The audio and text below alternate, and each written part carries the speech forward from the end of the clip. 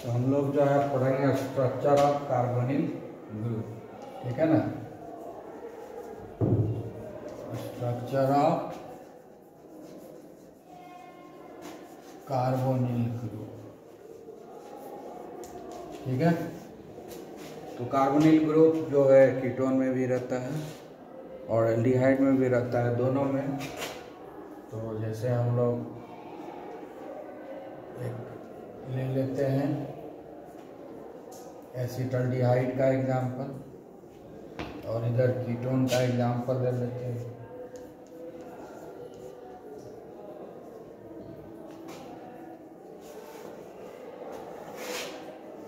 दोनों में है कीटोनिक ग्रुप, तो इसको हम ऐसे दिखा सकते हैं।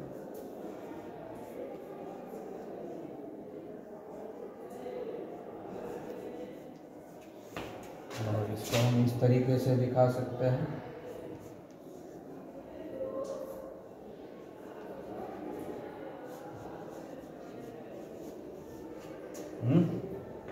ठीक है, इसको भी हम इस तरीके से दिखा सकते हैं।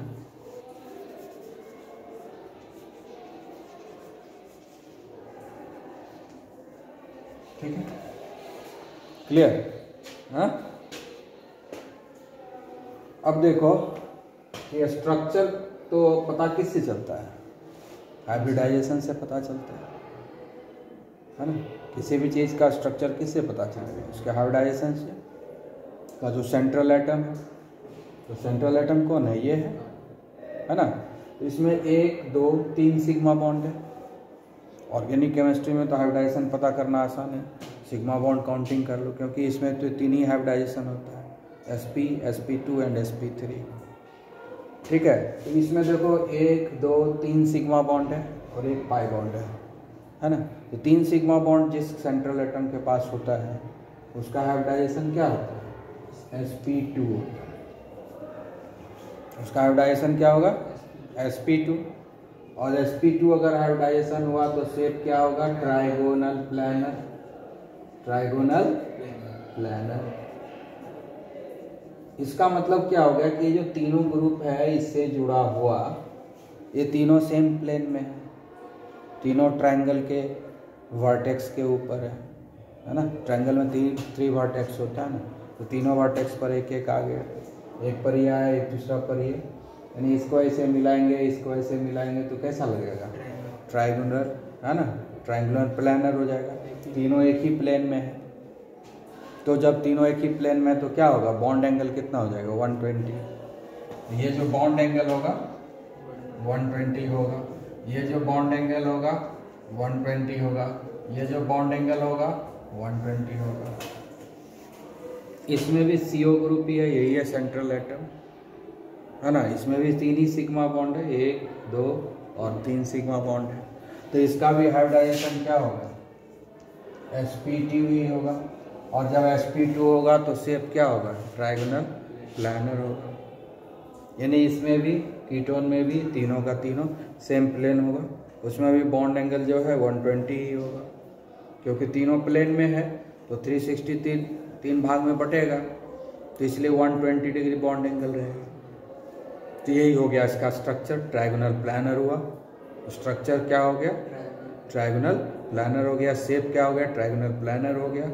और बॉन्ड एंगल 120 हुआ, क्योंकि इसका हाइब्रिडाइजेशन जो है sp2 है। समझ में आ गया? हाँ, आ गया बात समझ में? दूसरा चीज है कि ये पोलार होगा, थोड़ा सा पोलार होगा। क्यों पोलार होगा?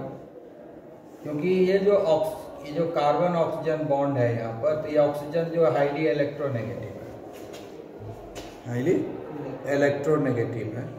तो हाईली इलेक्ट्रोनेगेटिव है तो इस पर पार्शियल नेगेटिव चार्ज डेवलप हो जाएगा और इस पर पार्शियल पॉजिटिव चार्ज डेवलप हो जाएगा। उसके अलावा डबल बॉन्ड है तो इस पर इसके तरफ ज़्यादा शिफ्ट होने वाला रहेगा। तो पार्शियल नेगेटिव पार्शियल पॉजिटिव जब आ जाएगा किसी चीज़ में, तो इसी को तो हम पोलार बोलते हैं। तो due to electronegativity difference between this carbon and this oxygen, it become polar in nature. तो एल्डिहाइड पोलार है ना। कीटोन भी पोलार हो जाएगा क्योंकि इसके बीच में भी इलेक्ट्रोनेगेटिविटी डिफरेंस है। ठीक है, आई बात समझ में? लेकिन एल्डिहाइड जो है ज़्यादा पोलार होगा, क्योंकि एल्डिहाइड में एक अल्काइल ग्रुप है, दूसरा ये है ना। अल्काइल ग्रुप क्या करता है, इलेक्ट्रॉन डेंसिटी को बढ़ाता है, अपने से दूर भगाता है, तो इलेक्ट्रॉन डेंसिटी इसका बढ़ जाएगा, है ना। थोड़ा यहाँ पर 2 है तो ज़्यादा इलेक्ट्रॉन डेंसिटी यहाँ हो जाएगा, तो दोनों के बीच में इलेक्ट्रॉन डेंसिटी का डिफरेंस कम हो जाएगा, क्योंकि इसका भी इलेक्ट्रॉन डेंसिटी है, यहाँ थोड़ा सा बढ़ गया, ये 2 अल्काइल ग्रुप होने के चलते इसका भी इलेक्ट्रॉन डेंसिटी बढ़ गया, तो दोनों का इलेक्ट्रोनेगेटिविटी डिफरेंस जो है वो कम हो गया। अब यहाँ पर क्या है, इलेक्ट्रोनेगेटिविटी तो हाई है ही, लेकिन यहाँ पर इलेक्ट्रॉन डेंसिटी बढ़ाने वाला एक ही ग्रुप है, ये तो बढ़ाएगा नहीं इलेक्ट्रॉन डेंसिटी, तो इसका इलेक्ट्रॉन डेंसिटी कम होगा, इसका इलेक्ट्रोनेगेटिविटी कम होगा, तो दोनों का जो इलेक्ट्रोनेगेटिविटी डिफरेंस है यहाँ ज़्यादा हो गया। तो जितना ज़्यादा इलेक्ट्रोनेगेटिविटी डिफरेंस होता है उतना ज़्यादा वो जो है उसमें पोलार कैरेक्टर होता है। दूसरा हम डायपोल मोमेंट का भी डिस्कस कर सकते हैं, ठीक है। तो ये क्या होगा, इधर से ऐसे बढ़ेगा, है ना, इधर से इसका पोलार कैरेक्टर ये होगा, ये तो कुछ नहीं करेगा, यही ज़्यादा इलेक्ट्रोनेगेटिव है ना, तो यही ज़्यादा इलेक्ट्रोनेगेटिव है, इससे ये हो गया। दूसरा क्या हो गया, ये इसका इलेक्ट्रोनेगेटिव चलते यहाँ पर आएगा, तो ये आ रहा है, ये भी जा रहा है, हाइड्रोजन पॉजिटिव है ना, इसका भी डायरेक्शन यही रहेगा, लेकिन ये बहुत कम है, तो यहाँ पर क्या डायपोल मोमेंट आ गया, क्योंकि ये दोनों मिलकर इसको सपोर्ट करेंगे, तो डायपोल मोमेंट आ गया एल्डिहाइड में, इसलिए इसमें पोलैरिटी है।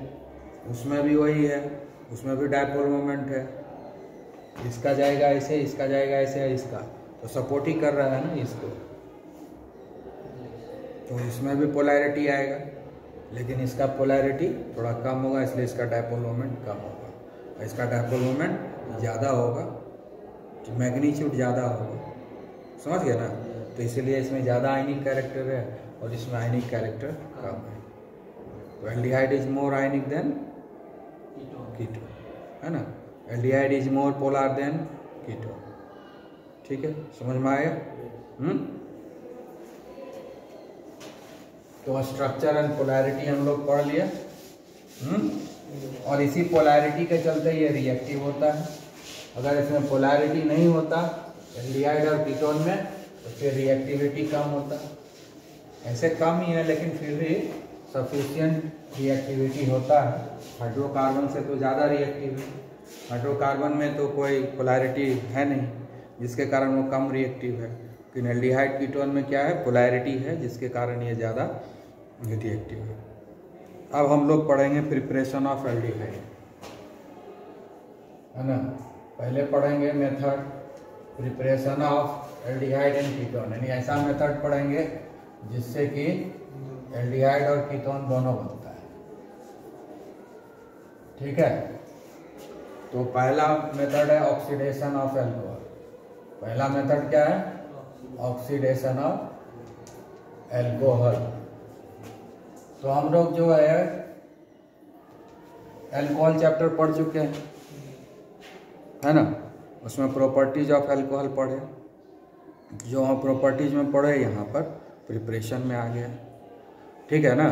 तो प्रॉपर्टीज जब पढ़ रहे थे, ऑक्सीडेशन ऑफ एल्कोहल कराए थे, तो प्राइमरी, है ना, एल्कोहल को जब हम ऑक्सीडेशन करवाए थे, है ना, तो क्या बना था, एल्डिहाइड बना। तो इसका मैकेनिज्म और डिटेल में जाने की ज़रूरत नहीं है, क्योंकि बताया गया है। और अगर सेकेंडरी एल्कोहल को हम ऑक्सीडेशन करवाया गया था, हैं, तो क्या बना, कीटोन। तो ये मेथड है जिससे हम लोग एल्डिहाइड और कीटोन बना सकते हैं, ठीक है, हैं? और टर्शियरी अल्कोहल का ऑक्सीडेशन नहीं होता है ना, डिहाइड्रेशन हो जाता है उसमें, है ना, वो जो है अनसैचुरेटेड हाइड्रोकार्बन में कन्वर्ट कर जाता है, जल्दी होता नहीं है, कोशिश करने के बाद भी एल्डिहाइड कीटोन में कन्वर्ट नहीं होता है, ठीक है ना, आया समझ में। तो इसका मैकेनिज्म वगैरह सब मालूम है, पहले पढ़ाया जा चुका है। अब दूसरा मेथड है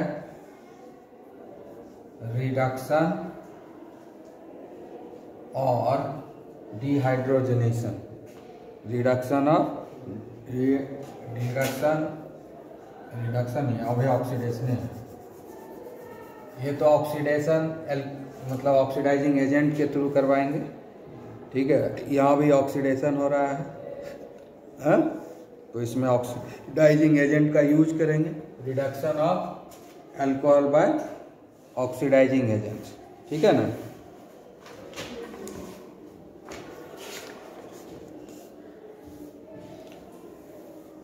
ये हो गया डायरेक्ट ऑक्सीडेशन, इसको क्या बोलेंगे, डायरेक्ट ऑक्सीडेशन, ठीक है। अब दूसरा जो होगा वो हो जाएगा हाइड्रेशन, डिहाइड्रेशन, कैटालाइटिक, ठीक, डिहाइड्रेशन, डिहाइड्रोजिनेशन, यानी हाइड्रोजन को हम हटाएंगे, ठीक है। हाइड्रोजन को हम हटाएंगे तो एक तरह का ऑक्सीडेशन ही हो गया, है ना। तो ये एक तरह का क्या हो गया, ऑक्सीडेशन हो गया। तो इसमें भी वही होता है, प्राइमरी अल्कोहल को जब हम रिड्यूस करेंगे, ये भी पढ़ाया गया है, कैटालाइटिक रिडक्शन ऑफ अल्कोहल, है ना। कैटालाइटिक रिडक्शन नहीं हुआ ना, कैटालाइटिक ऑक्सीडेशन ऑफ, ठीक है। जब by just by heating removal of hydrogen in presence of catalyst, ठीक है। कैटलिस्ट हम लोग यहाँ पर सिल्वर या कॉपर का यूज करते हैं। जैसे प्राइमरी अल्कोहल है,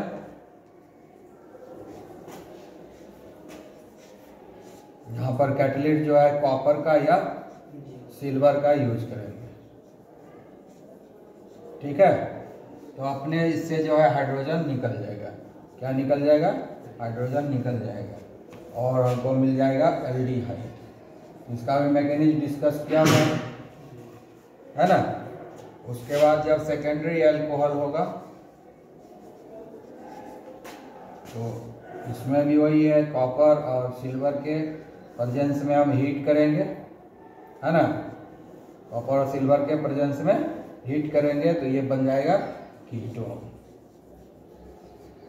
और टर्शरी अल्कोहल जो है वो रिएक्शन यहाँ भी नहीं देता है, और अगर ज़्यादा कोशिश करते हैं तो अनसैचुरेटेड हाइड्रोकार्बन में बदल जाता है, ठीक है। आया बात समझ में, क्लियर। तो ये दो मेथड तो हम लोग पहले से ही पढ़ लिए, क्लियर। अब हम लोग पढ़ेंगे preparation of aldehyde and ketone from hydrocarbon.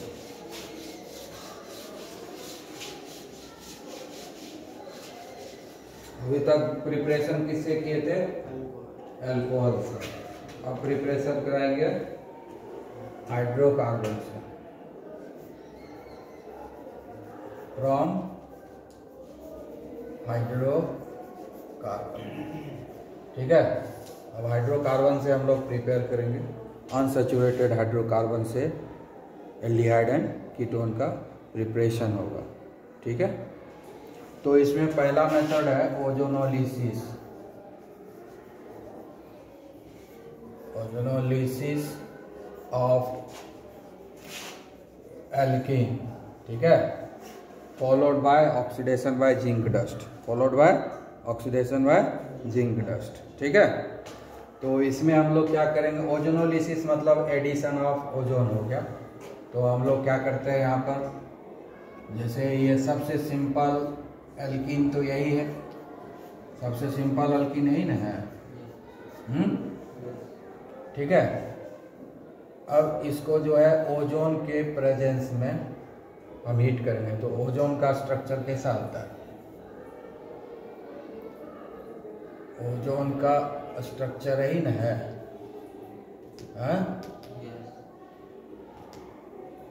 ठीक है,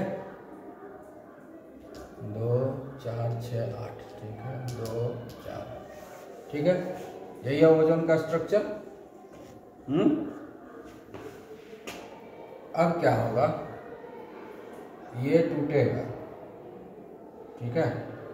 अब ये जो है इसमें अटैच हो जाएगा, समझ गए, और क्या बना देगा, ओजोनाइड बना देगा, ठीक है। तीनों अटैच होकर के क्या बना देगा, ओजोनाइड, ठीक है। अब कैसे बनाएगा देखो, यहाँ पर ये टूटेगा, ये जो है टूट जाएगा, हीट करना है इसको ओजोन के प्रेजेंस में, ठीक है। और यहाँ पर ये बॉन्ड भी टूटेगा, होमोलाइटिक फिसल होगा, तो एक फ्री रेडिकल यहाँ आ गया, एक फ्री रेडिकल यहाँ आ गया ना, तो ये जुड़ जाएगा। और ये जो है ये तो कोऑर्डिनेट कोवैलेंट बॉन्ड है ना, है? ये जो है टूट के यहाँ आ जाएगा, तो ये रिलीज हो जाएगा नेसेंट ऑक्सीजन की तरह, समझ में आया, है? तो इस तरीके से जो है होगा। तो यहाँ पर एक बॉन्ड कार्बन का जुड़ा रह गया, इधर हाइड्रोजन रह गया, इधर हाइड्रोजन रह गया, इधर हाइड्रोजन रह गया, यहाँ एक फ्री रेडिकल जनरेट हुआ, यहाँ एक फ्री रेडिकल जनरेट हुआ ना, हाँ? तो दोनों पर फ्री रेडिकल एक जनरेट हो गया, और इस दोनों पर भी एक फ्री रेडिकल जनरेट हुआ, तो इस दोनों के बीच में ये बॉन्ड बन गया, और एक बॉन्ड रह गया इस दोनों के बीच में, ठीक है। आया समझ में, हाँ? अब जो है दूसरा बॉन्ड भी तोड़ेंगे, अब क्या करेंगे, दूसरा बॉन्ड भी तोड़ेंगे। ये ऐसे आ गया, ये ऐसे आ गया, ये भी टूट गया बॉन्ड, वो ये दोनों फ्री रेडिकल इसको दे दिया, तो ये बॉन्ड भी टूट गया,